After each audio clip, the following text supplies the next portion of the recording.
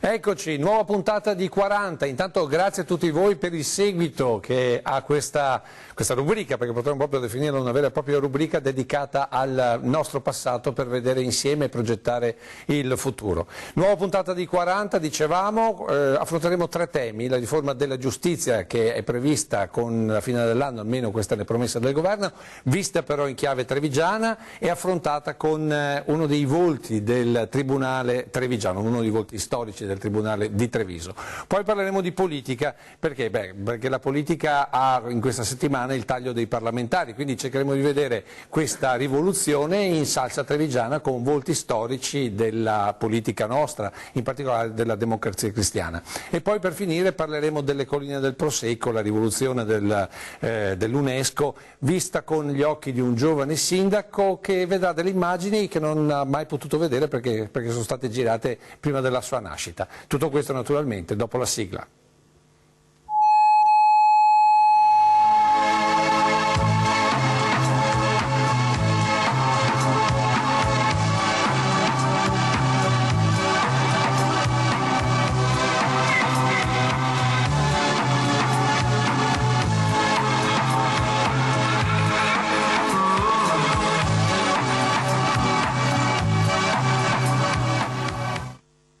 Tribunali illegittimi, congenitamente dotati di un potere abnorme e spesso difficile da controllare, i mezzi di stampa, accade frequente, si trovano a diffondere informazioni capaci di nuocere agli interessati più che una sentenza autentica, specie se inesatte. È successo anche oggi, ieri sera per quanto ci riguarda, nel riferire di un'operazione compiuta dai carabinieri, da essi personalmente descritta ai cronisti nel corso di un incontro ufficiale, conclusa con 4 denunce per ricettazione, truffa eccetera, nei confronti di altrettante persone, 2 delle quali, non credendo ai propri occhi, sicuri di essere estranei ai fatti, hanno trascorso una brutta nottata ed una mattina, quella di oggi, ancora peggiore. Il primo è un commerciante 35enne di bestiame di Tombolo. Con noi c'è l'avvocato Luigi Fadalti, difensore del signor Giuseppe Zangobbo. Allora, di tutta questa vicenda cosa si può dire? Che è veramente sorprendente, perché il signor Zangobbo non conosce le altre persone delle quali ha parlato la stampa, conseguentemente non ha intrattenuto con esse rapporto di alcun genere, né mi risulta che sia indagato di alcun reato.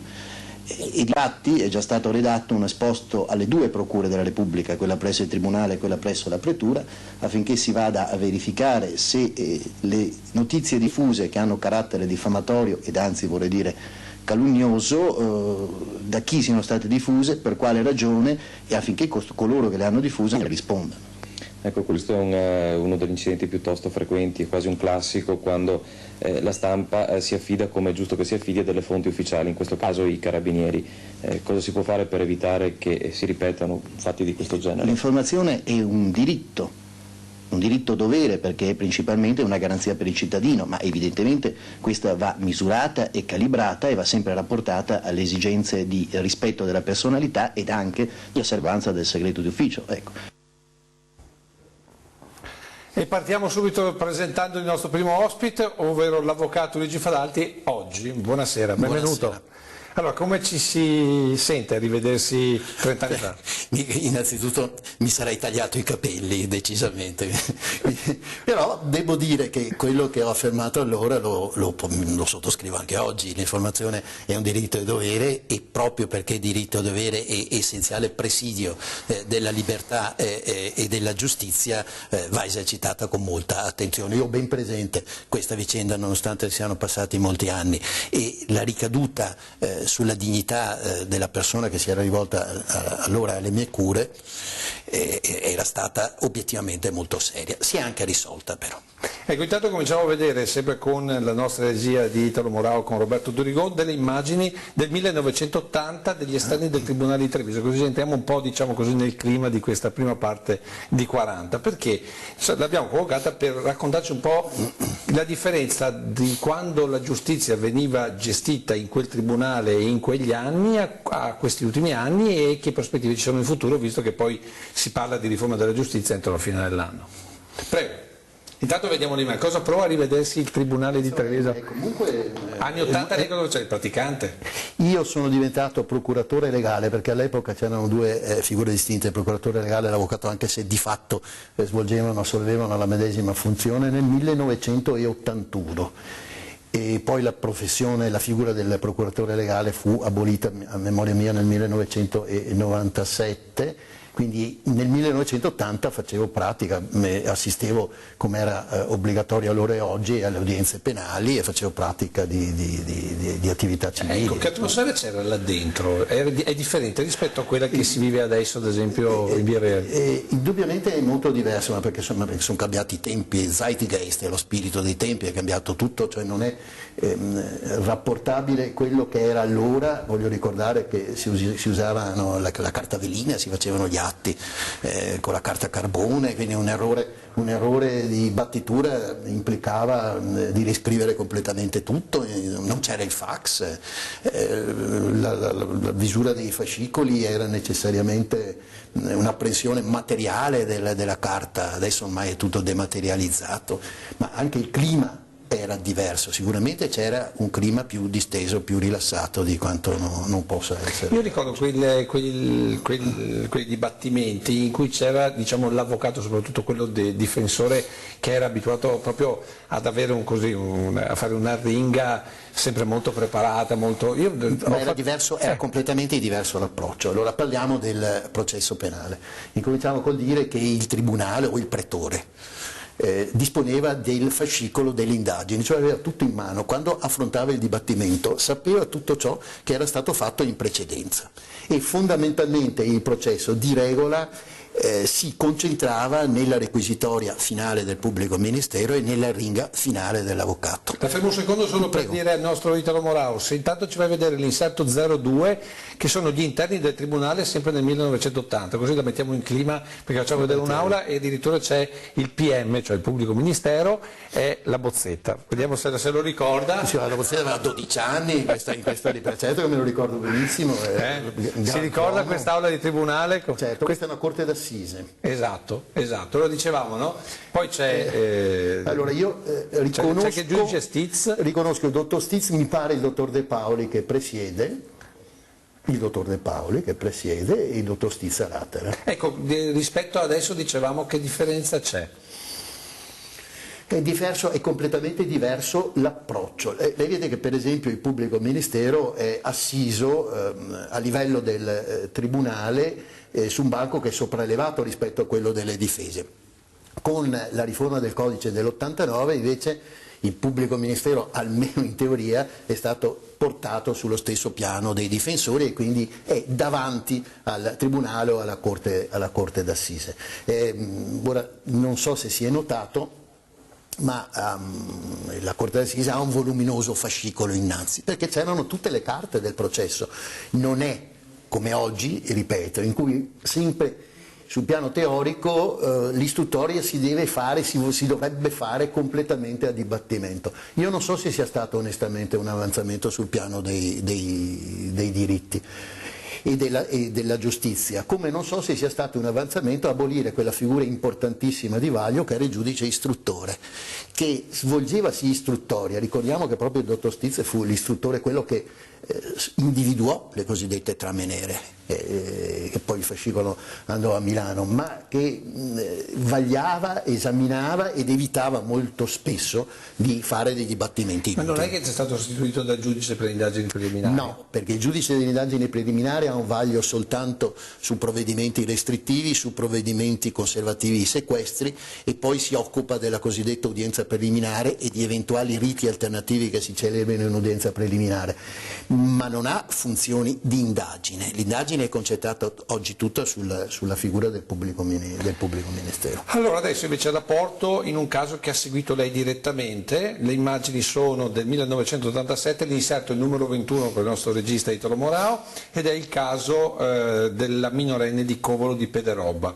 Le immagini riguardano l'udienza in tribunale, la storia, mi piacerebbe che la raccontasse lei, visto che lei è stato avvocato difensore. Sì, era una vicenda tra il tragico e il grottesco, perché purtroppo verteva sulla prostituzione di una ragazzina minorenne, e questa prostituzione veniva pagata, evidentemente tipico di un'economia rurale, mi ricordo, con una mezza manza, quindi e ciò non toglie che rimanesse comunque una vicenda di discreto, stiamo dando un giudizio storico chiaramente, certo, di discreto squallore. Ecco, esatto, perché io poi una cosa volevo far vedere, se Italo riesce a farci vedere le immagini, perché la cosa che mi ha colpito proprio di questo caso della minorenne è il fatto che abbiamo potuto girare le immagini completamente, abbiamo potuto farle vedere, eccole qua le immagini. Abbiamo gli imputati. Questo è l'avvocato Bortolotto, esatto, in primo bravo. piano. Sì. Vedo che ha una bellissima memoria storica. Questo è l'avvocato Basso. Ecco, questo... Credo che sia stato l'ultimo processo che ha fatto l'avvocato Basso, che è stato un avvocato storico del Trevigiano, perché è stato maestro di moltissimi, valentissimi colleghi. Ecco, questi sono gli imputati. Penso che adesso tutte queste cose non si potrebbero più fare. No, non si può, o meglio, le riprese in aula sono possibili solo laddove vi sia il consenso degli interessati. Ora, che questo sia stato un arretramento o un avanzamento, francamente non so dire per l'avvocato Campione, francamente non so dire, perché molto spesso, questo è Bortolotto, molto spesso le garanzie della riservatezza dell'individuo sono solo formali e non sostanziali. E in definitiva noi non dobbiamo mai dimenticarci che la pubblicità del processo assolve ad una funzione importantissima, cioè quella di evitare che ci siano riti segreti e occulti. Quindi, cioè, il bilanciamento tra riservatezza e diritto alla pubblicità è decisamente difficile. Qui portano dentro la mamma di questa ragazzina. Certamente queste sono Lei si ricorda scene come è andata a sgradevoli. finire questa storia? Io mi ricordo che ci furono delle condanne tutto sommato abbastanza miti in primo grado, dopodiché francamente l'epilogo successivo non l'ho presente. Comunque questo è stato uno dei, siamo nell'87, quindi è uno dei primi, diciamo, casi veramente di peso che ha affrontato, oppure si ricorda delle cose ben peggiori in quegli anni 80? No, direi che questo è stato forse uno dei primi, se non il primo in assoluto. Un 31enne. Un 31enne, avvocato brillantissimo peraltro. No, perché... insomma, questo la ringrazio molto, ma, insomma, però la vicenda me la ricordo, non ricordo come si sviluppò poi in grado d'appello, però sono portato a ritenere che la cosa sia andata scemando. Ecco, qui poi dopo un po' ci hanno detto fuori, come si dice di solito, e chiudono poi la porta. Torniamo pure in studio, giusto perché mi piacerebbe far vedere, sempre rimanendo nelle immagini che sono la cosa più bella di questo programma, perché ti riporto indietro nel tempo, andiamo dall'87, il caso Bortolotto, andiamo all'83, l'inserto è l'11, perché volevo far vedere anche il tribunale visto dai corridoi, cosa che anche qui, come dire, ecco, questi sono i corridoi del tribunale. Non so se li ricorda, le ore in cui si aspettava per avere le udienze. Io credo che questo fosse il corridoio della procura precisamente, mi pare. Le immagini sono un po' rovinate, ma stiamo parlando dell'83, voglio dire. Mi pare. Adesso qui è tutto quanto, diciamo così, uffici del gruppo Benetton. Questo era l'ufficio istruzione, che il dottor Napolitano è stato per lunghi anni giudice istruttore. Ecco, ricordiamo che cosa faceva il giudice istruttore, perché è cambiato diverso. È cambiato radicalmente il sistema, vi erano due forme di istruzione, quella sommaria che veniva condotta dal pubblico ministero e quella invece formale che riguardava in definitiva le indagini più delicate che investiva il giudice istruttore. Come ho detto prima, il giudice istruttore non era una figura neutra, perché indagava, rinviava a giudizio, ma molto spesso anche proscioglieva, anche su cose delicate. Abbiamo avuto, non le nomino perché mi pare inopportuno, abbiamo avuto figure importanti di giudici istruttori a Treviso, primo fra tutti il dottor Stiz. Allora, proprio perché parliamo del dottor Stiz e quindi ci dobbiamo, entriamo in un'altra fase di questo nostro primo appuntamento con la giustizia, volevo portarla agli anni di piombo. Stiamo parlando del 1980, questo è un RVM sonoro, quindi ci sentiremo un pezzo di ciò che è stato registrato, sono audio e video originali, che insomma di questi anni non è facile da recuperare. L'inserto è lo 03, si parla della sentenza della rapina Giraldo, 1980, e gli autori sono i NAR, i nuclei armati rivoluzionari. Sentiamo un pezzo della sentenza.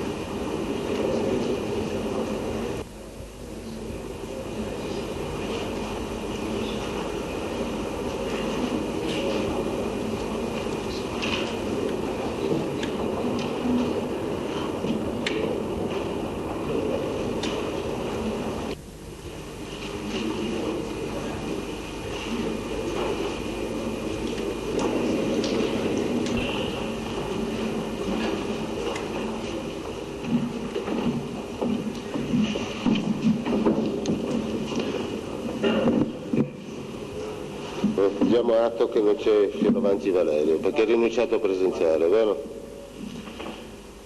In nome del popolo italiano, il Tribunale, visti gli articoli 477, 483 e 488 Codice Procedura Penale, dichiara a tutti gli imputati responsabili dei reati rispettivamente loro ascritti. Modificata. Ecco, rientriamo in studio, intanto manteniamo sempre, no, lasciamo le immagini, Italo, grazie, perché vale la pena, è proprio un momento storico, però sentiamo il commento dell'avvocato. Intanto chi è riconosciuto? Perché ho riconosciuto tutti e tre i giudici, il presidente è il dottor De Serio, a latere, se non sbaglio, c'è il dottor Toppan e dovrebbe essere il dottor Vitale, ma l'ho solo intravisto. Pubblico Ministero. Pubblico Ministero, il dottor La Bozzetta. Dopo vedremo qui si parla della sentenza della rapina Giraldo del 1980 e come avete sentito all'inizio si dice non c'è Giuseppe Fioravanti e qui si parla proprio della banda Cavallini, tanto per intendere. Ecco, lei cosa si ricorda di quella vicenda? Allora, questa è una vicenda che io ho conosciuto a posteriori, o meglio mi ricordo quelle che erano le cronache di stampa di allora e poi alcuni dei protagonisti degli anni di piombo ho avuto occasione di incontrarli successivamente per ragioni professionali. Quello che io posso dire, il mio convincimento allora e anche oggi, è che Treviso fosse una città che si prestava ottimamente per essere un luogo di riparo e di covo per i terroristi più diversi. Infatti c'era un covo delle Brigate Rosse e dopo ci arriveremo. Un covo, e anche una presenza forte di NAR, uno per tutti i Cavallini. Adesso stiamo rivedendo che si riapre l'immagine, ricordo questo è un 1980, quindi conferma che c'era Toppan. Sì. De Serio che presiede e Vitale. Ecco, qui dove siamo? Perché io ritengo che sia un'aula allestita nella palestra cosiddetta ex Gil, dove si fece poi, qualche anno dopo, anche il processo dei petroli. Questo per ragioni logistiche, perché sia per dimensioni sia per sicurezza l'aula del tribunale non si prestava. E quindi si andava all'ex Gil? A memoria mia dovrebbe essere l'ex Gil. Ecco qua, vediamo proprio la bozzetta, dicevamo, e poi gli avvocati della difesa. Mi pare di aver riconosciuto l'avvocato Alberini. E poi lì c'è l'unico imputato, adesso non ricordo chi fosse. Non saprei dirlo. Allora, torniamo un attimo, no, lasciamo sempre le immagini, magari, ma comunque torniamo, ecco, adesso un processo di questo genere avrebbe uno sviluppo diverso, oppure, e poi il prossimo, nel futuro, che cosa cambierà, stando a quello che lei ha capito? Allora, il processo esattamente in questi termini, sia per le ragioni che ho già detto, sia per altre considerazioni che farò, non è proponibile. Incominciamo col dire che ormai, per esempio, tutte le audizioni di imputati, collaboratori, che siano o i regimi di protezione o i regimi di massima sicurezza, avvengono in videoconferenza. Quindi l'idea di avere nella medesima aula accusati e accusatori non esiste più. Sono cambiate proprio le modalità. Io non vedo più neanche le gabbie. Non ci sono più, non è esatto, le gabbie ci sono ancora. Se noi andiamo in aula, le due aule bunker di Mestre, sì, però a di Via delle no, Messi, no, a Treviso assolutamente no. Ma credo che quella fosse una realizzazione eccezionale per questo processo. Sì, perché immagino che qui appunto nell'aula, quella delle udienze penali storica del Tribunale di Treviso di Piazza Duomo, che tra l'altro era molto bella, le gabbie non ci sono mai state. Ecco, appunto. E poi un'altra cosa. Vede, qui usano gli schiavettoni, vede, questo sistema che erano i cosiddetti schiavettoni, che furono poi sostituiti con le manette all'americana perché erano molto più agili, insomma, questa è una roba, faceva pensare ai carbonari, insomma.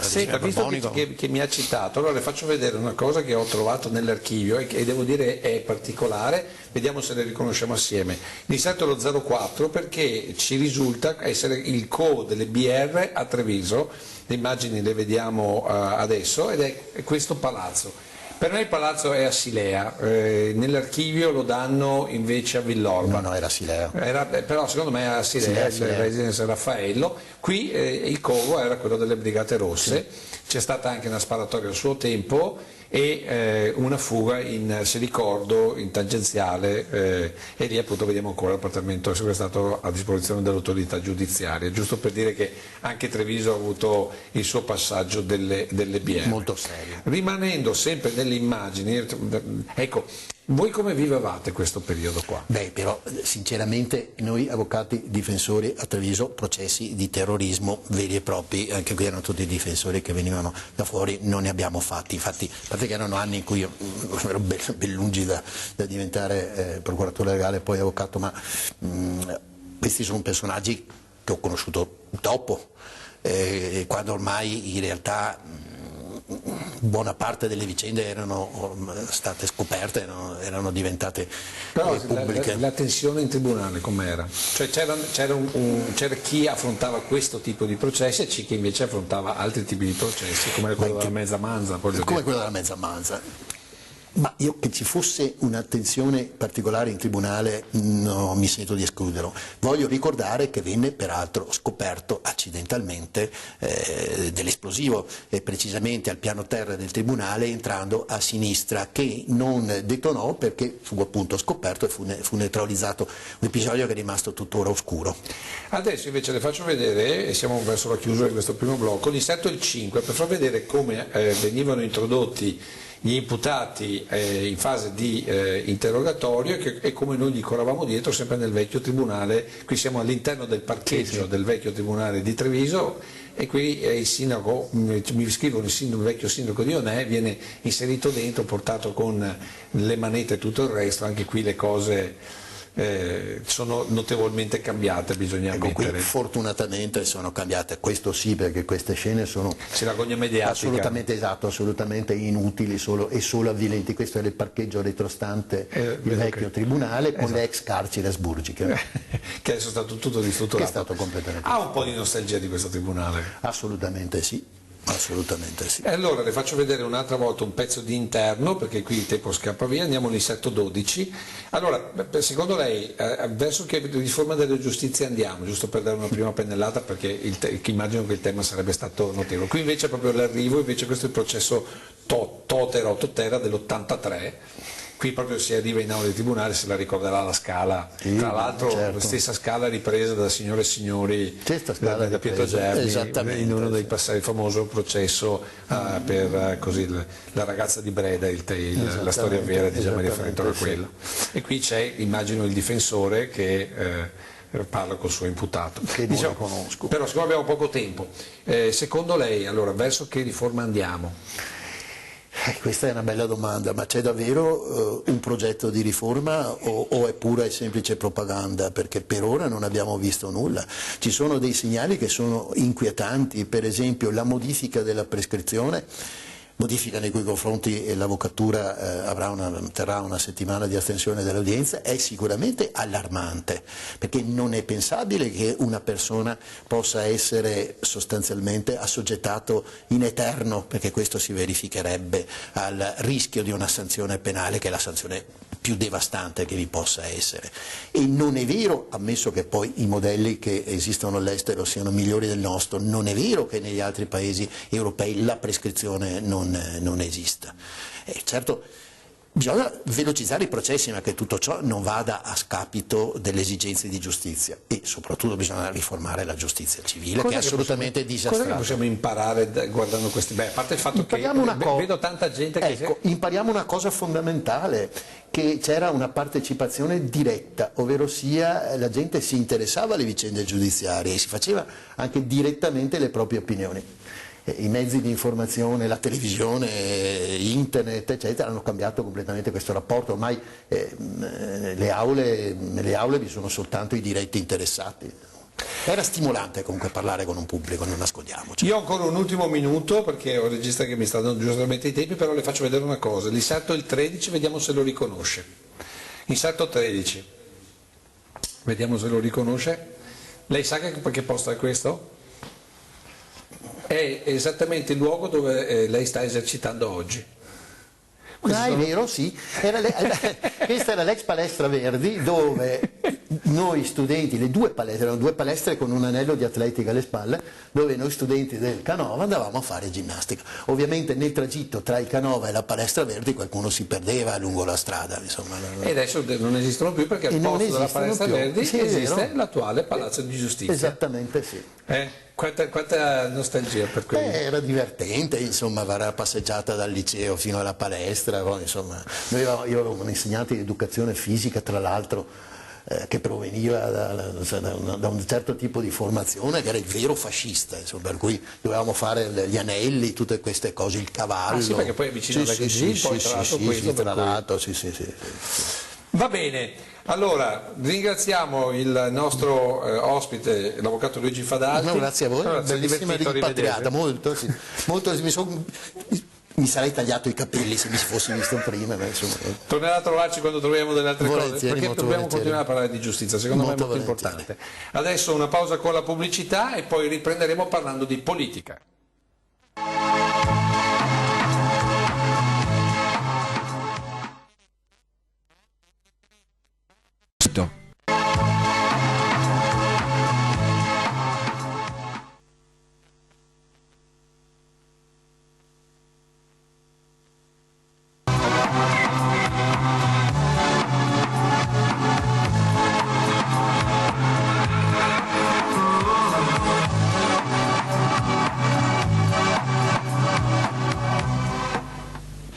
In discussione al Consiglio Comunale di Treviso le dimissioni del sindaco e della giunta municipale. In apertura di seduta l'ultimo di una lunga serie di colpi di scena. L'assessore democristiano Armando Alfieri ufficializza con una lettera al sindaco il suo rifiuto a dimettersi. Buonasera, apriamo il telegiornale odierno con la pagina politica. Come avete sentito dai titoli c'è stata Maretta al Consiglio Comunale di Treviso che doveva ratificare le dimissioni del sindaco e della giunta, ma ce ne riferisce più precisamente nel prossimo servizio Adriano Mazzalovo. Il Consiglio Comunale di Treviso è stato convocato oggi a Palazzo 300 per discutere due importanti argomenti: le dimissioni del sindaco e della giunta e la successiva elezione sia del primo che dei nuovi assessori. Non tutti, per la verità, perché il primo colpo di scena di una seduta che tutti davano estremamente elettrizzante è venuta subito all'inizio. Il sindaco Mazzarolli leggeva le motivazioni di queste dimissioni e contemporaneamente annunciava che l'assessore alla viabilità Armando Alfieri le ritirava con una lettera che lo stesso Mazzarolli si è trovato sul tavolo 4 secondi prima di aprire la seduta.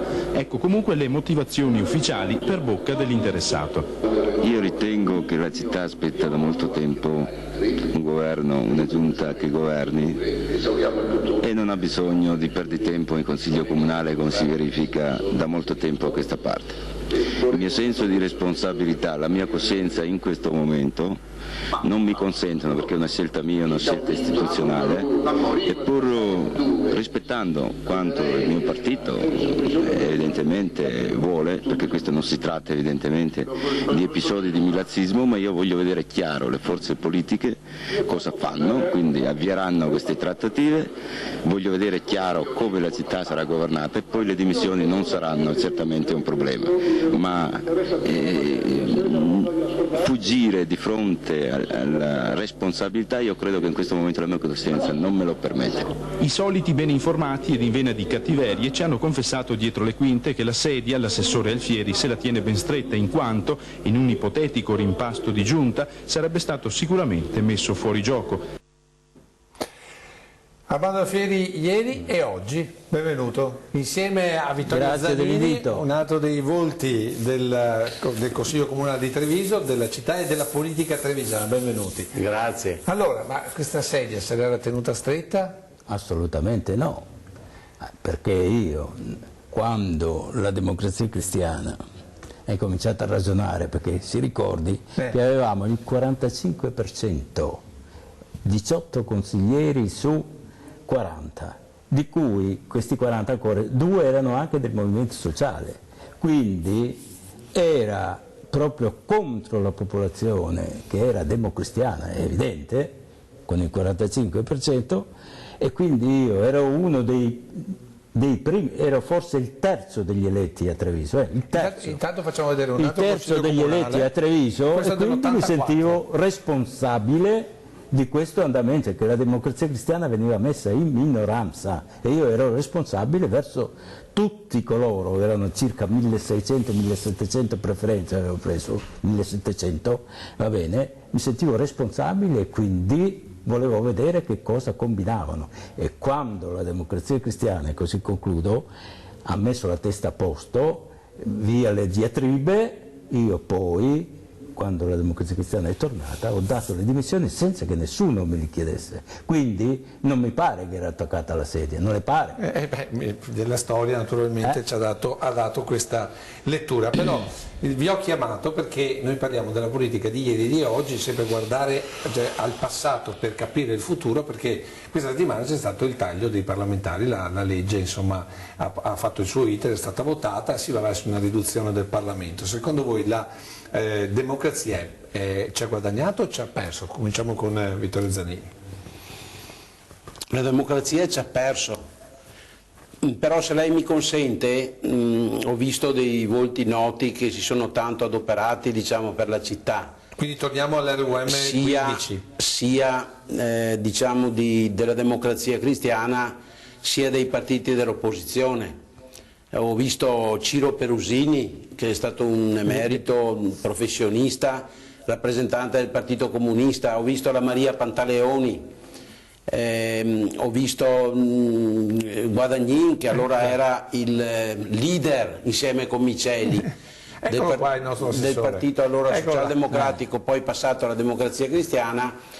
Diciamo che allora tutta la nostra presenza all'interno della politica era una presenza soprattutto di volontariato. Ernesto Brunetta, che ho proposto anche per il Totila, confesso in anteprima che Ernesto Brunetta l'ho proposto anche per il Totila, oppure Mario Secoli. Allora noi, diciamo così, ritagliavamo il nostro tempo libero, perché allora, diciamo, l'impegno politico era caratterizzato non tanto dalla retribuzione, perché poi di fatto è diventato un lavoro quello della politica. Noi avevamo tutti la nostra professione, Armando Alfieri era geometra della provincia, io medico all'ospedale, ritagliavamo questo spazio per poter dedicarci alla città, e questo era un grande fatto, anche quello di democrazia. Quindi volevo ricordare questi personaggi. Accanto a questo invece ritengo che sia un'antidemocrazia quella di aver tagliato il numero dei parlamentari, ma non tanto perché non fosse necessario rivedere il concetto delle Camere. L'aveva fatto, qui condivido quello che ha detto Armando Alfieri, molto meglio Renzi, fatto salvo che Renzi, siccome voleva portare a casa tutto, ha allegato nel combinato disposto la riforma elettorale e la riforma costituzionale, e non si tocchi mai la riforma costituzionale, quando invece adesso, guarda caso, il Partito Democratico in maniera masochistica ha toccato anche la riforma costituzionale, perché bisogna rivedere le rappresentanze, bisogna rivedere i collegi, bisogna rivedere tutta la situazione generale, talché il Partito Democratico, per odore di poltrona, dopo aver votato 3 volte il simbolo del nostro comune, il senatore Mazzarolli, al quale sono stato sempre fedelissimo, a costo anche di commettere degli errori, perché quella volta noi fummo fatti fuori dai 5 dissidenti e i 5 dissidenti fecero cadere la Democrazia Cristiana, che aveva nel proprio albero Luciano Danesin, un buon riposo anche a lei, a te.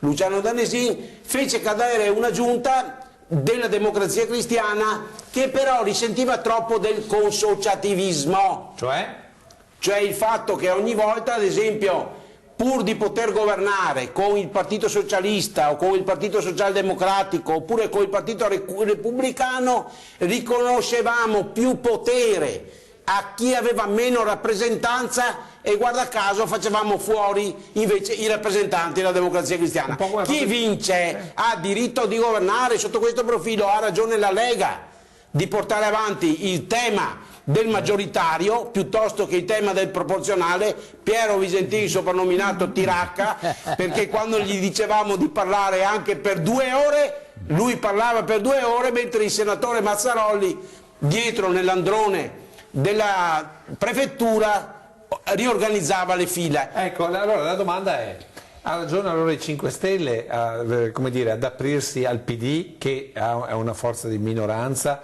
pur di continuare a governare, un po' come si faceva la DC del consociativismo?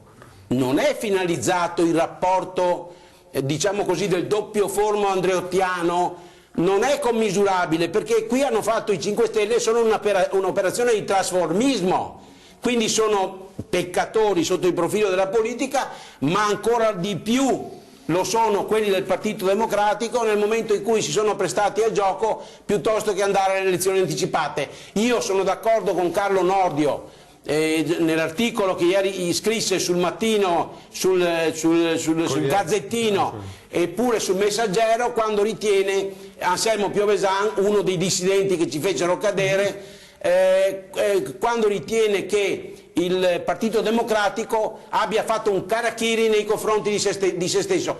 Quindi io sono contro questo taglio, non tanto perché, diciamo, non sia opportuno alla luce e alla volontà della gente, ma intanto in quanto elimina la rappresentanza. Secondo me i 5 Stelle vogliono fare riferimento alla piattaforma Rousseau piuttosto che alla rappresentanza parlamentare, così come per la decrescita felice prevedono che non si faccia nessun investimento. Bene ha fatto la Lega a retrarsi da un governo di questo tipo. Bene, allora adesso invece torniamo in studio, perché dopo chiederò naturalmente il punto di vista di Armando Alfieri, però volevo farvi vedere, parlando di elezioni, qualche bel personaggio eletto nei nostri collegi. Ad esempio io ho scovato nell'83 un'intervista a un tale signore che si chiama Bruno Visentini. La sentiamo un pezzettino? L'inserto è lo 03. Ai nostri microfoni Bruno Visentini, Presidente del Partito Repubblicano Italiano. Presidente, questa campagna elettorale è stata definita come la più silenziosa delle campagne elettorali della storia italiana, silenziosa da parte degli elettori naturalmente. Cosa ne pensa? Beh, appunto, lei sta dicendo silenziosa da parte degli elettori, perché in fatto di parlare da parte dei candidati e degli esponenti politici mi pare che siamo a livelli alti. Per quanto riguarda gli elettori, io penso che in generale abbiano già scelto, e quindi non concordo con quelle rilevazioni che vengono fatte che darebbero un grande numero di incerti. E l'elettorato sa già, anche perché oramai è dal 45, dal 46 che si vota, ognuno si è formato propri giudizi meditati o comunque proprie convinzioni, e quindi non è soggetto a questi ultimi colpi di campagna elettorale. Prevede numerose schede bianche e gli fanno paura? No, io direi che non credo molto alle schede bianche. Alla fine gli elettori voteranno. La scheda bianca deriverà, secondo me, nei limiti in cui ci sarà, dal fatto che molti elettori abbandonano i loro vecchi partiti, specialmente quelli di maggiori dimensioni, e non hanno ancora la forza, la capacità, il giudizio o la convinzione per scegliere altri partiti. Da qui la scheda bianca. 2 milioni di disoccupati sono la triste realtà italiana, il tutto in un sistema produttivo che ormai scricchiola da tempo, con il dollaro in ascesa. Quali le proposte del PRI? Sì, veramente lei mi pone domande su piani diversi, perché il dollaro in ascesa non ha niente a che fare con la nostra disoccupazione e viceversa. Ma incide sull'economia, diciamo? Incide sugli scambi con l'estero, non sull'economia direttamente, e il dollaro in ascesa è sostanzialmente un portarsi del dollaro ai suoi livelli veri, secondo me, come capacità interna di acquisto in rapporto alla nostra, e al diverso tasso di inflazione. Noi abbiamo il 20%, gli Stati Uniti hanno il 4%.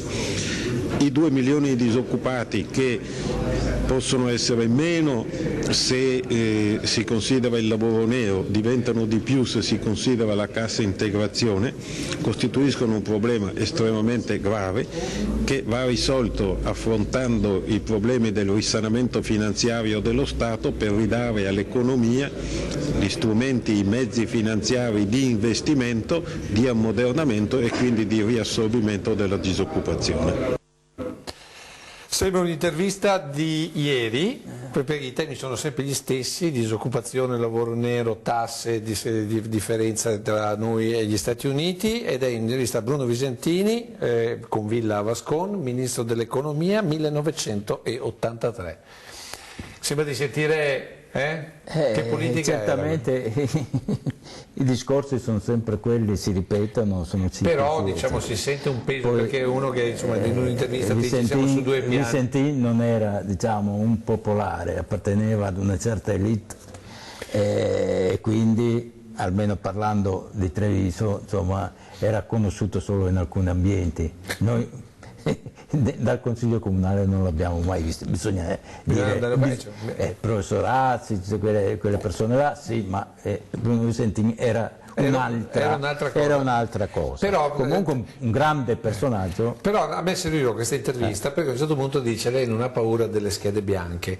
Vittorio Zanini, secondo lei con questa riforma parlamentare avremo più o meno schede bianche poi alle elezioni?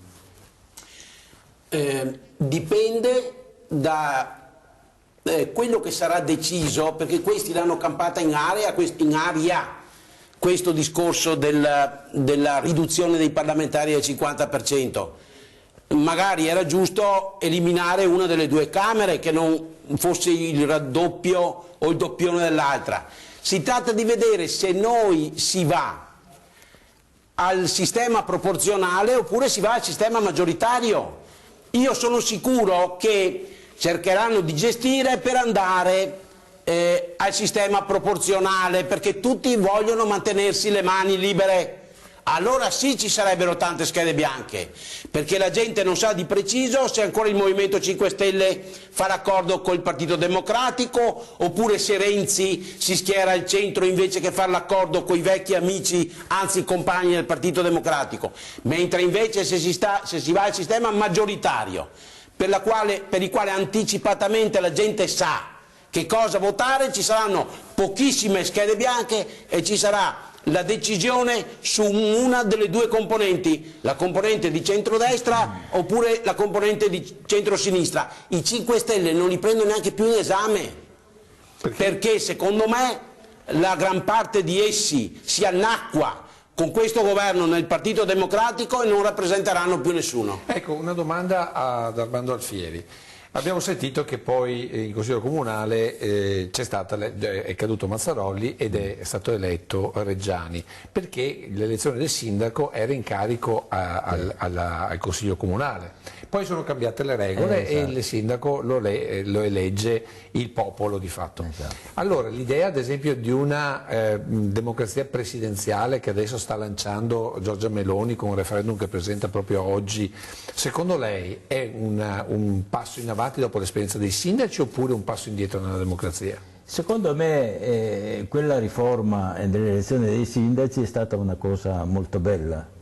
Ne sappiamo qualcosa noi a Treviso che abbiamo penato tanto, perché come le dicevo prima con il 45% non si riusciva a governare, avevamo bisogno di Guadagnin e del Partito Socialista, di Con e del Partito Repubblicano, non mi ricordo più il liberale come si chiamava adesso, Nilo Bettero, ecco, eccetera. Ma guardate un po', se c'era quella riforma là, noi avremmo avuto la maggioranza assoluta e avremmo potuto veramente portare a termine il nostro programma. Per democrazia presidenziale quindi io sono favorevolissimo a questa. Bene. Rimaniamo sempre nel passato guardando il futuro, perché mi ha parlato di Movimento 5 Stelle. Adesso vi faccio vedere un pezzettino, lo vediamo proprio 2 minuti, e poi abbassiamo l'audio. Questo naturalmente per il nostro ottimo regista Italo Morao con Roberto Durigon che lancia gli RWM. Vi faccio vedere un comizio in Piazza dei Signori del 1983, vediamo se riconoscete la voce. Vediamolo. Comodo per me, primo segretario nel tempo di questo partito, dare l'avvio al partito in tutte le piazze d'Italia e anche in questa. Sarebbe stato molto più comodo per me, per gli altri, e i nostri amici e camerati, se alla fine del 1946 avessimo bussato alle porte della partitocrazia. Allora, chi mi risponde? L'abbiamo già visto. C'era tanta celere, io mi ricordo che ero dietro i portici. Eccoli qua, proprio dietro i portici, perché la gente non aveva il coraggio di stare davanti. Tanta celere da Padova, non so da dove veniva. 1983, comizio di Giorgio Almirante. Adesso sentiamo Vittorio Zanini mentre continuiamo a vedere le immagini. Giudizio, ho 30 secondi perché poi se non riusciamo a fare... per oggi intanto un giudizio grande su Bruno Visentini, che al di là che noi lo vedessimo, tuttavia costituiva col Partito Repubblicano un partito di grande impronta intellettuale, diciamo, e non possiamo dimenticarci di Ugo La Malfa. Quindi da un lato il consociativismo ci bloccava, dall'altro lato avevamo delle espressioni talmente elevate che Dio solo lo sa. Dall'altro lato c'è il discorso di Almirante ha avuto il coraggio, al di là che non ne condividevo le posizioni, di parlare sempre alla gente, di insistere sempre, diciamo, affinché potessero non essere scordati alcuni temi importanti, però allora si generava anche questa contrapposizione tra le classi sociali. Il merito di Berlusconi, questo è stato il grande merito di Berlusconi, che rispetto al fatto che i rappresentanti di Alleanza Nazionale o di quell'ambito lì erano stati discriminati dall'arco costituzionale, Berlusconi riuscì a recuperarli al discorso democratico, e questo è un merito che va riconosciuto a Silvio Berlusconi. Ecco, allora, in una battuta, perché poi un'altra roba bella da farvi vedere a voi che siete democristiani e rimanete democristiani. Io sempre. Appunto, allora, Giorgia Meloni e Giorgio Almirante. Possiamo vedere ancora un attimo di immagini. C'è analogia oppure il partito di Giorgia Meloni è completamente diverso rispetto all'MSI di Giorgio Almirante? Niente, io credo che Almirante era un grande uomo, io l'ho sempre ammirato, le cose che diceva erano sempre dette dal cuore. Ecco, e poi dalle notizie che ho io riusciva anche ad andare a pranzo con Togliatti e quindi, come vede, la grande politica poi, ecco, di fronte ai temi... Quindi il messaggio è che fare politica significa comunque dialogare al di là esatto, sempre dialogare. Almirante era uno di quelli che dialogava anche, nonostante quei comizi infuocati, che anche Togliatti faceva. Esatto, perché questa era un'altra politica... Ma allora, mentre continuiamo a vedere ancora un secondo, poi vi faccio vedere l'altra cosa. La Giorgio Meloni diciamo che segue un po' queste... Però ad esempio i comizi non si fanno più così, si fa tutto via Twitter, via Facebook, le dichiarazioni non vengono più fatte davanti alla gente, guardando la gente negli occhi come faceva Almirante, come facevano gli altri, ma lo si fa utilizzando il telefonino. Meglio o peggio, Vittorio Zanini? Peggio? Peggio, io sono testimone del fatto che col mio megafono e con la scaletta sono andato a parlare dappertutto per la città, in occasione delle elezioni. È bello il confronto coram populo, non solo attraverso la rete, quindi magari tornassero quei tempi là, solo che la gente non si fa più abbindolare, bisogna parlare in maniera sana, seria, onesta e prospettica alla gente, allora la gente tornerebbe. Io in effetti molto spesso faccio delle riunioni su temi specifici ed è molto frequentata da 100, 150, 200 persone. Vi faccio vedere delle immagini che forse vi emozioneranno, perché voi nel cuore, essendo democristiani, sicuramente le sentite. Lisetto e 16, guardate queste immagini e poi le commentiamo insieme, perché sono immagini che segnano secondo me una svolta nella democrazia cristiana veneta e nella democrazia cristiana anche di Marca. Questi sono i funerali del senatore Antonio Bisaglia. Cosa è cambiato nella DC dalla sua scomparsa? Chi vuole parlare per primo? No, sotto il profilo del retaggio, diciamo, non è cambiato niente. Il problema nel quale si è involuta la democrazia cristiana, a dispetto degli altri partiti successivi, è che la democrazia cristiana ha sempre ritenuto di gestire fino alla morte con sempre i soliti personaggi, senza dare la possibilità del ricambio naturale alle nuove generazioni. Io devo sottolineare questo discorso a favore della Lega nel momento in cui sostituisce i bossi con tutti i giovani 25 anni, 30 anni, perché ci vuole carattere, dedizione, disponibilità, coraggio, e noi l'avevamo. Ad esempio noi del gruppo dei 10 a Treviso, quando abbiamo portato Mazzarolli, abbiamo cercato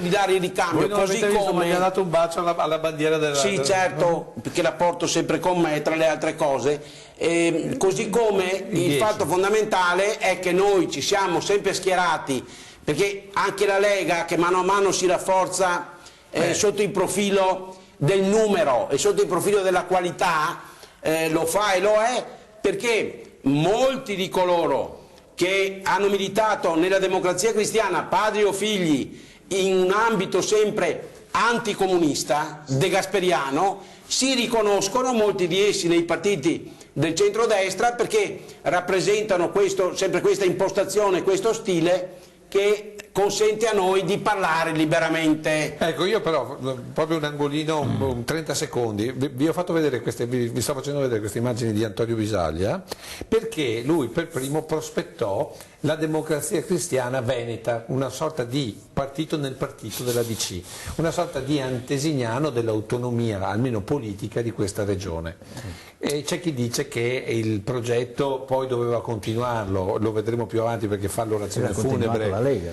No, di fatto ha cercato di continuarlo la Lega, ma doveva continuarlo il Doge. Ovvero il Doge, ma quello è lì dove c'è stato il peccato originale della disfatta della Democrazia Cristiana. Cioè? Perché nel momento in cui Bisaglia predicava questo del partito del Veneto, chiamiamolo così, sotto il profilo dell'autonomia, subito dopo, purtroppo ahimè, Carlo Bernini decise di fare l'accordo con Vincenzo Scotti, che ancora gestisce i corsi per il Movimento 5 Stelle, con Tonino Gava e con Cirino Pomicino, che forse li vediamo perché a quel momento lì fu svuotato anche questo istinto geniale.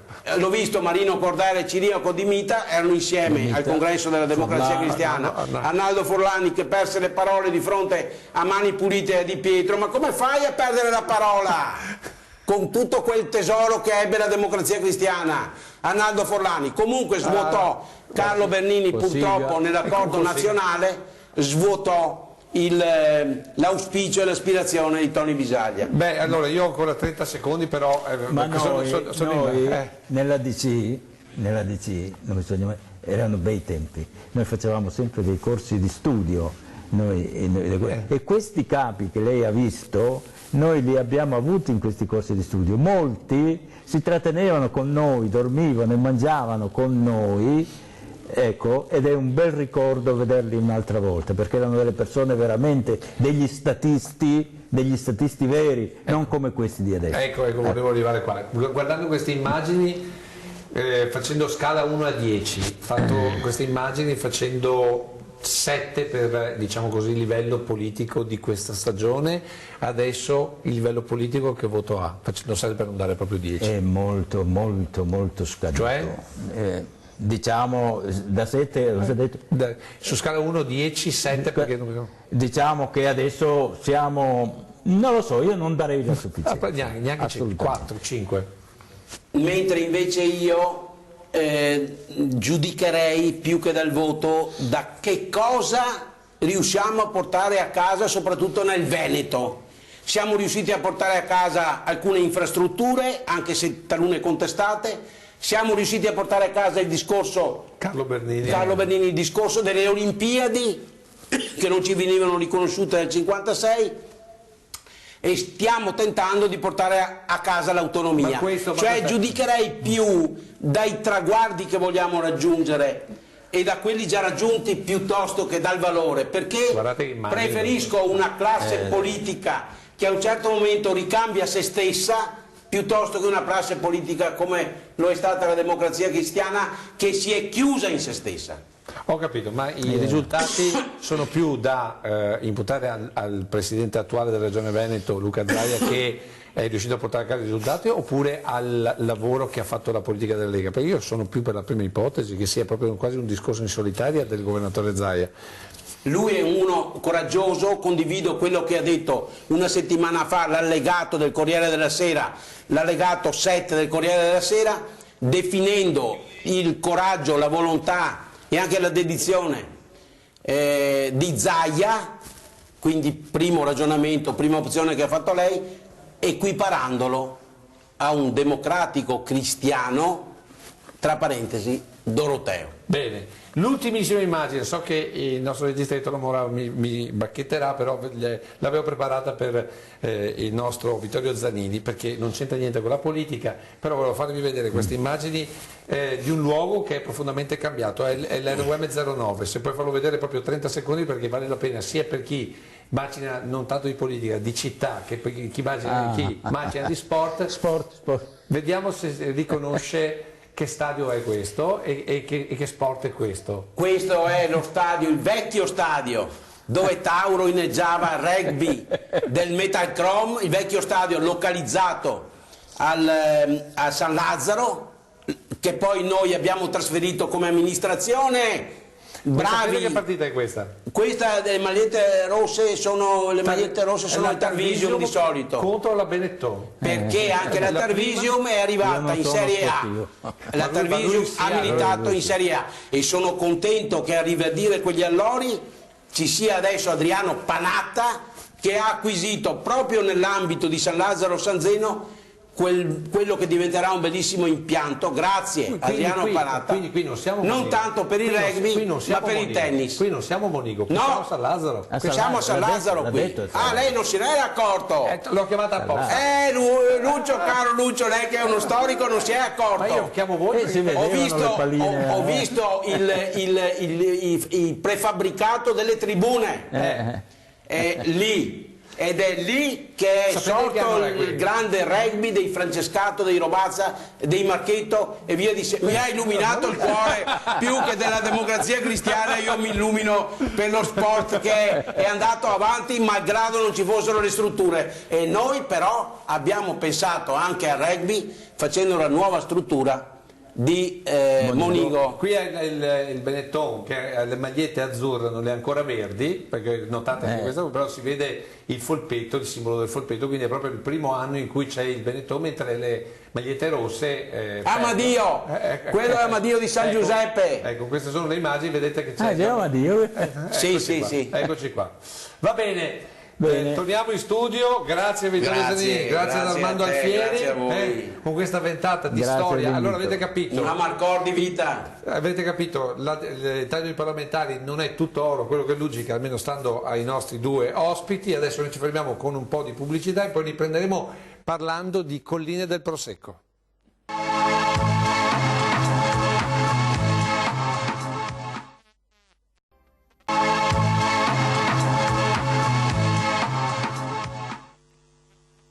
Ed eccoci a un servizio anche atteso.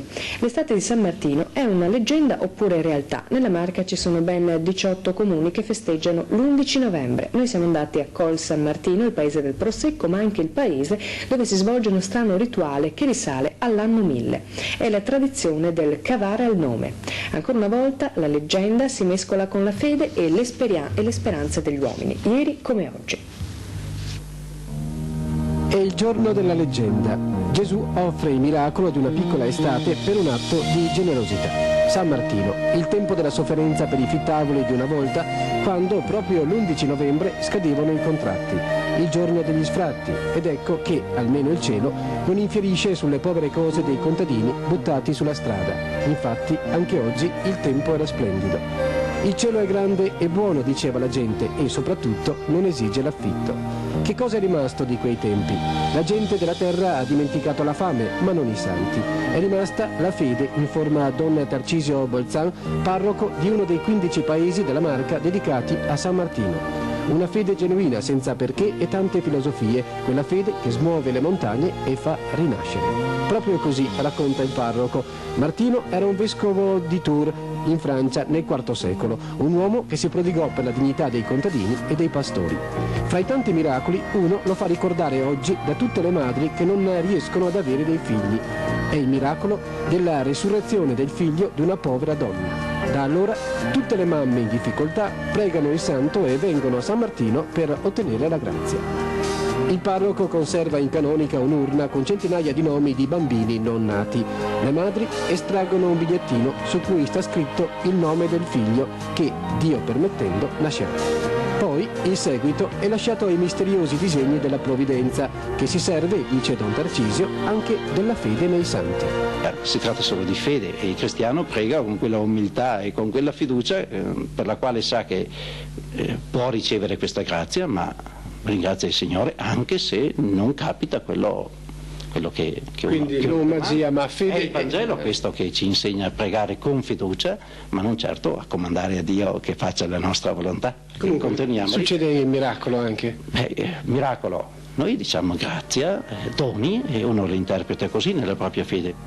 Nessuno è obbligato a credere. Sta di fatto che arrivano da tutto il mondo a decine lettere di ringraziamento per bambino ricevuto. chiedevamo per noi la possibilità di avere la gioia di un figlio che dopo 9 anni di matrimonio, nonostante tante cure ed accertamenti, non arrivava. Ora, con grande gioia e stupore di tutti, è nato il 3 gennaio 1987 Paolo, bello, sano, di cui mandiamo una fotografia. È finita un'epoca, gli agricoltori non piangono più per la fame e il freddo, ma fortunatamente la gente ha conservato il gusto per la magia della favola che, come dice il parroco, può ancora diventare realtà.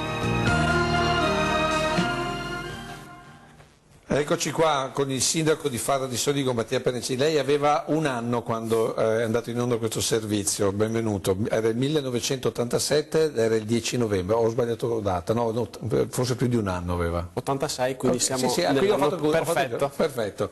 Spero che il suo nome non sia stato pescato tra questi. No, il mio nome non è stato pescato fra questi, però ho ascoltato con molto interesse questo servizio perché è veramente bello. In più ci avviamo ad andare proprio verso San Martino, la festa di San Martino, che è ancora molto sentita nella località di Col San Martino. Se poi si pensa a quella che è anche la storia di quella chiesa, di quel piccolo sacello che si trova a metà collina, è straordinaria. Le prime iscrizioni, le prime tracce si trovano nel 1100, successivamente nel 1550 la chiesa, che è in fase di abbandono, viene ricostruita, salvo poi essere nuovamente distrutta durante la Grande Guerra dai bombardamenti italiani e ricostruita nel 27. Pensa che la chiesa, attuale chiesa di San Martino, chiesetta di San Martino, era uguale alla chiesa di San Vigilio, che invece è ancora lì. Erano quasi 2 gemelle. Quindi ha avuto anche una vita e una storia molto travagliata questa chiesa. Sa perché l'abbiamo chiamata? Perché la notizia è quella delle colline del Prosecco, però noi in questa puntata non parleremo assolutamente di Prosecco, parleremo di colline, parleremo di territorio. Infatti siamo partiti con questo servizio per raccontare che cosa può raccontare il vostro territorio, ecco, intanto rivediamo l'immagine del servizio, al visitatore che sta già arrivando, perché io so che c'è gente dalla Germania, dalla Finlandia addirittura sono venuti perché hanno saputo che c'è questo nuovo sito UNESCO e hanno cominciato a vedere, a cercare, a curiosare, diciamo. Ecco, questa ad esempio può essere una delle storie. Cosa offrite al visitatore che arriva in questo momento? Beh, Fara di Soligo ha tantissima storia da poter raccontare, tantissimi luoghi da poter visitare. Uno di questi appunto è San Martino. Pensiamo alla storia di Fara di Soligo come la Farra, quindi dai Longobardi, per arrivare fino ai giorni nostri. Abbiamo moltissime... Ma siete organizzati, nel senso che è bella la storia, però se io arrivo dalla Finlandia, parlo il finlandese, o l'inglese, via, e voglio vedere queste cose, ho qualcuno che mi segue, cioè voglio dire, siamo preparati ad affrontare questa grande sfida che è il turismo nel nostro territorio. L'abbiamo chiamata perché lei è proprio nel cuore, è esattamente a metà delle colline del Prosecco. Siamo preparati, ci stiamo preparando, vi state preparando come amministratori, ci stiamo riuscendo?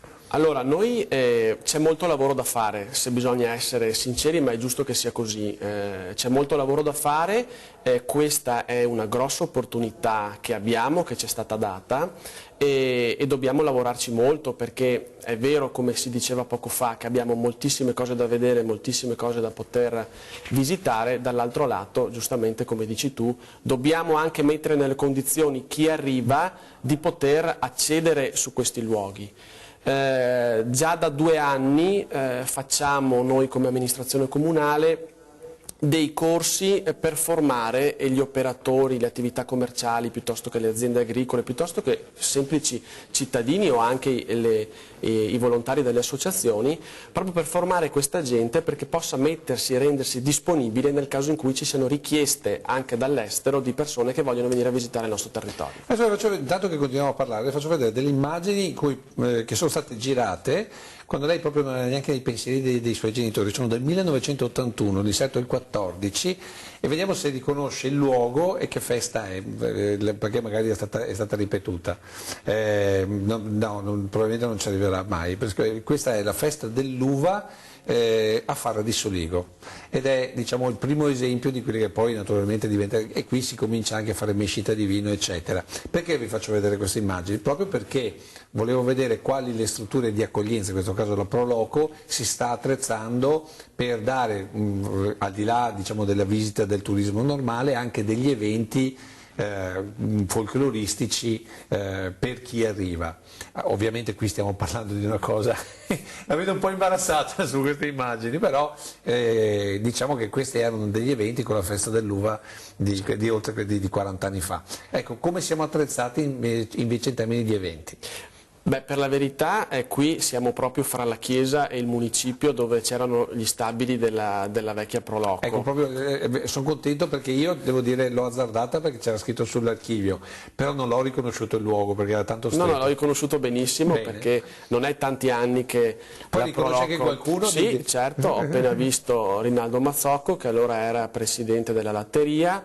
Adesso dovrei guardare con più zoom, di Soligo, ovviamente, perché sa di latteria. Però ho visto, continuiamo a vedere se riusciamo a vedere. Ho visto qualche giovane che adesso ha i capelli bianchi, quindi adesso la riproponiamo. Fra l'altro questa era una festa in paese, anche molto sentita, perché anche le singole, le varie contrade le varie borgate partivano molto tempo prima per costruire e realizzare proprio questi carri, che poi venivano fatti sfilare lungo la via principale del paese, quindi era proprio una tradizione. Si fa ancora adesso? No, purtroppo non si fa più, perché comunque c'è una lavorazione anche nel mettere insieme tutti questi chicchi, è molto lunga, molto complessa, il tempo è sempre poco, purtroppo non si fa più. Però ad esempio l'idea di poterla offrire a un pubblico come quello che arriva da mezzo mondo, potrebbe riaccendere la possibilità di rimettere in piedi eventi, perché la gente cerca anche questo, il turista.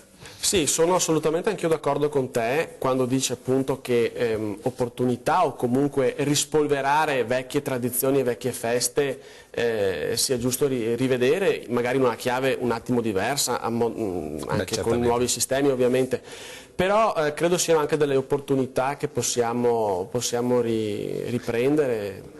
Va bene, allora vedo che è rimasto piacevolmente colpito dei volti, perché sicuramente lei li riconosce. Allora dobbiamo andare in pubblicità, però prima vi faccio vedere un servizio che riguarda un fatto di cronaca, un incendio nella zona del Patean a Farra di Soligo. Lo vediamo, poi lo commentiamo subito dopo la pubblicità.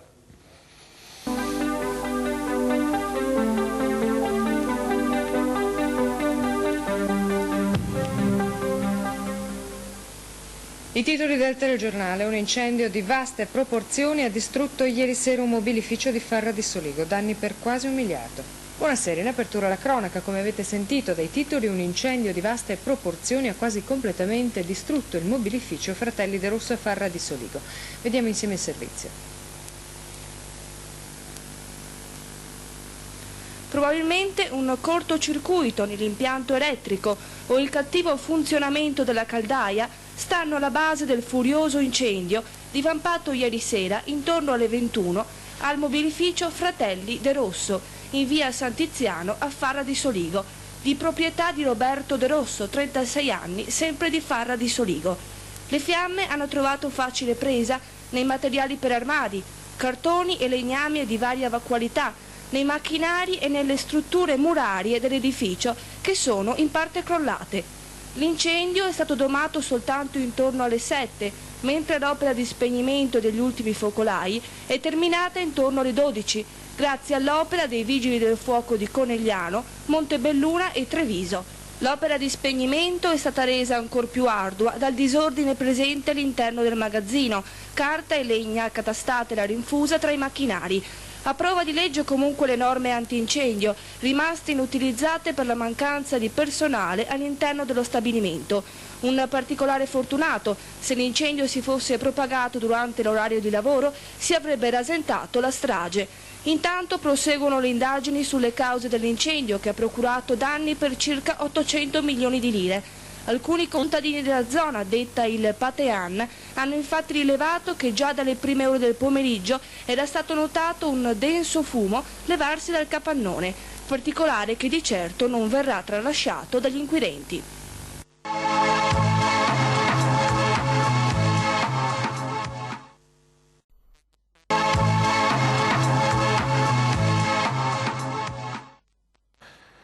Eccoci ritornati in studio per l'ultima parte di questa puntata di 40 dedicata in questo caso alle colline del Prosecco, al patrimonio UNESCO, ma soprattutto al risvolto economico di questo sviluppo. Siamo con il sindaco Mattia Perencini del Fara di Soligo, il sindaco del cuore delle colline del Prosecco, perché Fara è proprio il centro.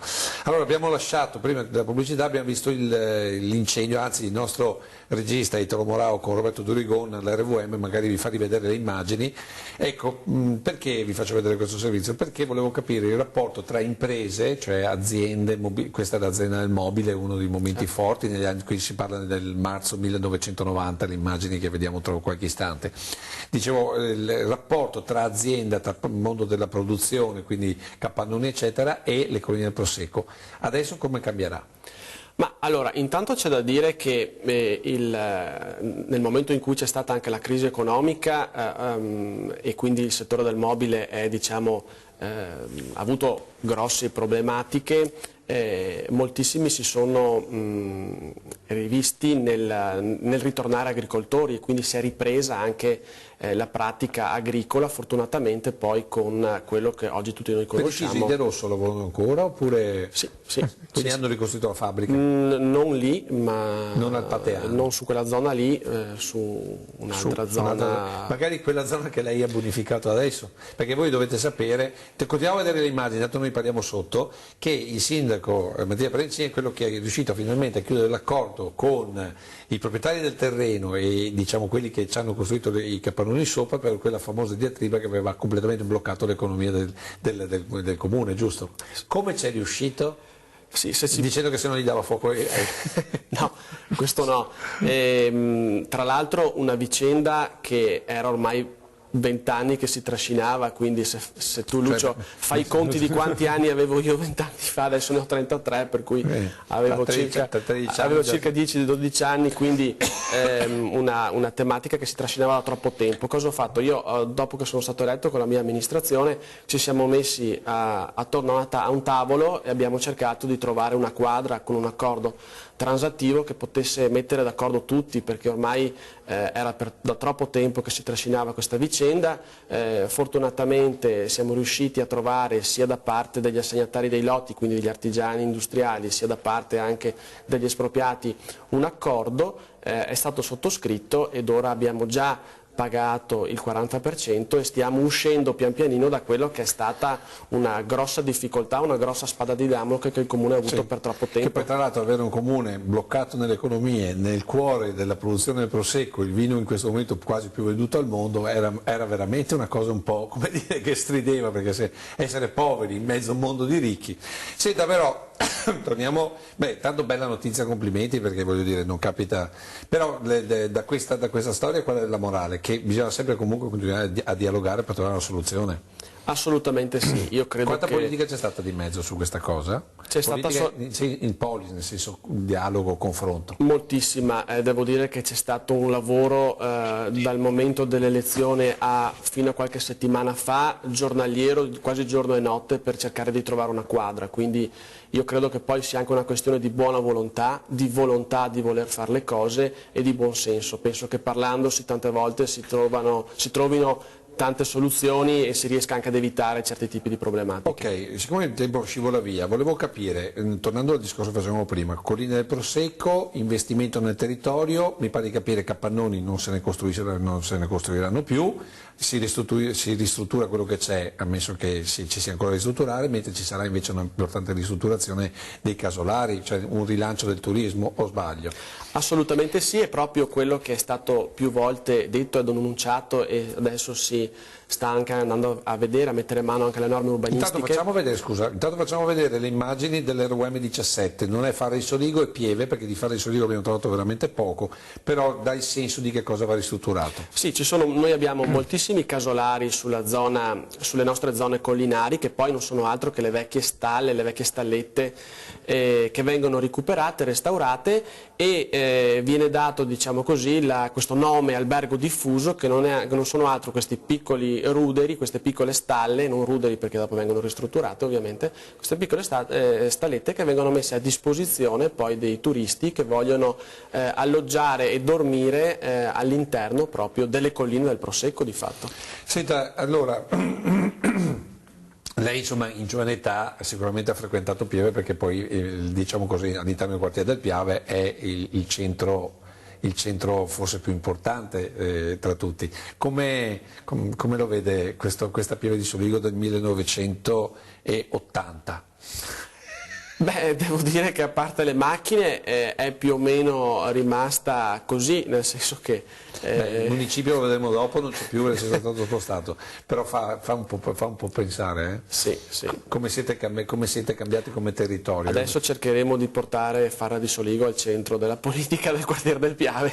Beh, essendo al centro del cuore del Prosecco mi sembra importante. Ho tempo per far vedere un'immagine che è un tema che magari cercheremo di sviluppare più avanti, però l'ho tirato fuori perché un'altra delle cose che avrebbe potuto far cambiare completamente la storia dell'economia del Prosecco è un progetto del 1980. L'inserto è il 19 e riguarda un progetto, vediamolo un attimo insieme, è del 1982 e riguarda un progetto, lo vedete, diga di massima di una diga a Falzè di Piave. Questo qui è il progetto per cui praticamente a Falzè doveva essere creata una diga che permetteva una sorta di lago che avrebbe completamente invaso Sernaglia della Battaglia, cambiando completamente la storia di quel territorio. E qui ci fu la sollevazione popolare nel vero senso della parola. Era il 1982, lei doveva ancora nascere. Di questa cosa poi cosa è rimasto negli annali? Beh, devo dire che se ne parla ancora perché è di recente poi anche l'uscita da parte anche del comitato, se lei passa per Sernaglia c'è ancora una scritta no diga relativamente alla possibilità eccola qui. Tra l'altro se non vado errato 400 metri di lunghezza per un'altezza di 20 metri, quindi sarebbe devastante per l'intero territorio perché sommergerebbe buona parte del comune di Sernaglia della Battaglia. E questo è il territorio. Quindi questa storia è ancora aperta oppure è stata definitivamente archiviata? Perché a me risultava che fosse stata definitivamente archiviata. Beh, penso che sia archiviata, ormai c'è qualcuno ancora che ne parla, so che i comitati sono ancora molto attivi e molto attenti proprio per non abbassare la guardia, però conoscendo come funzionano le cose in Italia la vedo molto dura, giustamente anche andare a realizzare un'opera di questo tipo in una zona come questa, insomma la trovo un po' azzardata. L'ultima battuta, perché il tempo è proprio scivolato via, continuiamo a vedere queste immagini. Come se le immagina Farra di Soligo dei prossimi 10 anni tra Prosecco e colline UNESCO? Ma io penso che ci sia una grandissima opportunità e Farra abbia molto da dare. Ci lavoreremo e lavoreremo moltissimo con la squadra, con il gruppo, proprio per cercare anche di andare a recuperare i centri storici, per riportare anche quelle che erano tradizioni, come abbiamo visto prima, che sono andate poi a morire. Io penso che questo sia una grandissima opportunità, non solo per Farra di Soligo, ma per un intero territorio. Dobbiamo iniziare a guardare come macro area e non più come micro area con i soliti camporismi. Riuscirete a discutere, a collimare con gli altri comuni del quartiere del Piave? Ma sì, io penso di sì, nel senso che la direzione deve essere unica, è sbagliato che ci siano magari delle fughe in avanti quando comunque l'obiettivo deve essere comune a tutti, quindi non vedo grosse problematiche questo Se avesse qui davanti dall'altra parte della telecamera un giovane che dice sai che quasi quasi investo sulla casa di mio nonno che è lì in questo momento un po' fatiscetta, ma quasi quasi ci butto 2 soldi e mi metto a fare un bed and breakfast. Gli dico hai ragione, grazie per il giovane che ho davanti, quindi mi hai già dato del vecchio, ma va bene così. E gli dico hai ragione perché è un'opportunità che puoi avere. Però quanta burocrazia ci sarà? Oppure voi cercherete di dargli una mano? Perché poi il vero problema quando uno parte sono i guai di No, sostanzialmente non c'è tantissima burocrazia sotto questo punto di vista. È chiaro che bisogna poi ovviamente investire dei soldi, perché questo è pacifico, tenendo presente poi che noi siamo comunque su un'area vincolata, però comunque è un'opportunità piuttosto che vedere una casa magari del nonno anni 60, anni 50, anni 70 in deperimento e che lasciarla cadere, meglio piuttosto trasformarla come già è stato fatto e come già viene fatto negli ultimi anni da moltissime persone, perché sono aumentati molto anche gli affittacamere, i bed and breakfast a Farra di Soligo negli ultimi anni. Di quanto? Beh, adesso non ti so da dare un numero preciso, però posso assicurarti che ce ne sono, diversi. Grazie al sindaco Mattia Perencin. Avete capito anche per quanto riguarda questo argomento il futuro, se non altro, è roseo, dopo quello che abbiamo sentito invece sulla politica. Si chiude qui questa puntata di 40, abbiamo cercato di raccontarvi il passato perché vi facciate un'idea per il futuro e noi come sempre ci vediamo venerdì prossimo. Buona serata a tutti.